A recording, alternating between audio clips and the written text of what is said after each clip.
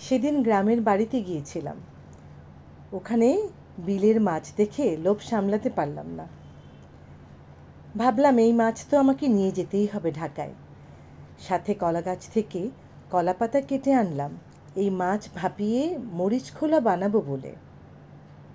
এই তো, এই মরিচ খোলা বানানোর জন্য সব কিছু রেডি করে, ধরুন পেঁয়াজ, মরিচ, আদা, রসুন, সাথে সরিষার তেল দিয়ে মশলা মাখিয়ে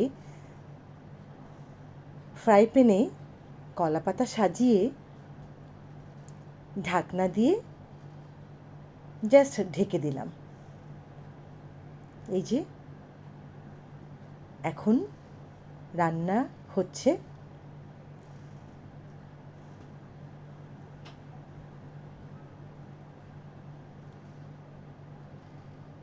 এখানে কিন্তু হরেক রকমের মাছ।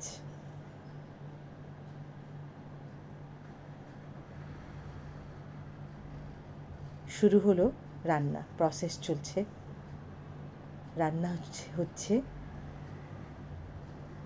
এই তো দেখতে কি সুন্দর হয়েছে দেখেন, কালারটা তো দারুণ। আমার তো ভীষণ লোভনীয় মনে হচ্ছে, ভীষণ লোভনীয়। কিন্তু আপনারা কিন্তু বানিয়ে এটা তৈরি করে খেতে পারেন। এই যে তৈরি হয়ে যাওয়ার পালা।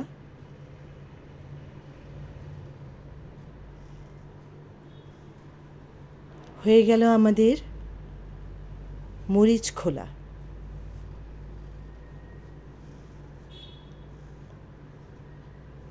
এই তো রেডি হয়ে গেল আমাদের মরিচ খোলা।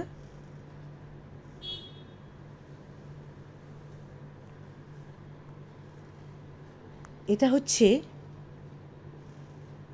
নোয়াখালীর বিখ্যাত খাবার। ধৈর্য ধরে দেখার জন্য ধন্যবাদ। বানিয়ে খাবেন কিন্তু। এভাবেই কলাপাতা বিছিয়ে খেতে কিন্তু ভারী মজা লাগছে। এভাবে আপনারাও খাবেন, ঠিক আছে?